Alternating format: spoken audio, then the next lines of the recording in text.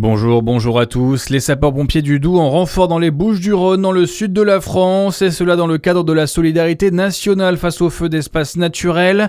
2 camions citernes feux de forêt et 3 véhicules de liaison hors route ont pris le départ pour le sud ce matin avec 16 personnes à leur bord. Les départements du Jura et du territoire de Belfort engagent pour leur part un camion citerne feu chacun armé de 4 sapeurs-pompiers en plus de ceux du Doubs.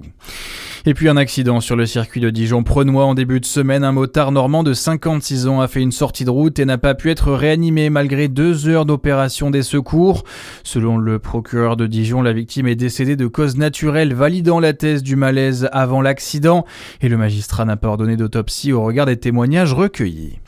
Thibaut, 34 ans, professeur de SVT, hors des salles de classe, c'est un tout autre terrain qui l'anime, marathonien à ses heures perdues avec le marathon de Paris bouclé cette année et surtout un fan absolu du Tour de France. Il a franchi le pas de la meilleure des manières. L'an dernier, il a confectionné une cible géante avec sa belle-sœur pour acclamer le peloton à Toulouse. Cette année, il est de l'autre côté du décor dans la caravane Le Gaulois pour sa toute première fois sur le Tour. Thibaut nous raconte comment il a décroché sa place au sein de la caravane Le Gaulois et ce qu'il réserve au public sur son passage. J'ai postulé en envoyant CV, lettre de motivation. Donc c'est une agence d'événementiel qui gère ça.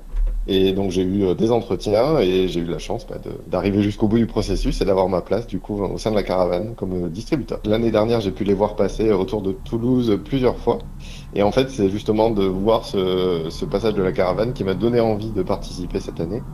Et donc très content du coup que ça puisse se concrétiser. Alors je sais qu'il y a des magnettes décapsuleurs, donc de la marque Le Gaulois. Je crois avoir vu qu'il y avait des petites peluches et des capes de supporters. Voilà, après peut-être qu'il y aura d'autres surprises. De quoi faire le bonheur des petits comme des grands au bord des routes, et comme chaque année, la caravane ouvrira la route des coureurs sur l'ensemble des étapes. Le grand départ du Tour de France sera donné ce samedi 4 juillet depuis Barcelone. Dans l'actualité également, Marine Le Pen assure ne pas avoir peur. Elle s'est exprimée hier sur LCI à 6 jours de la décision de la Cour d'appel de Paris dans l'affaire des assistants d'eurodéputés. Décision qui déterminera si elle peut concourir ou non une 4e fois à l'élection présidentielle. La chef de file des députés Rassemblement National a assuré qu'elle serait candidate uniquement si elle pouvait faire campagne librement.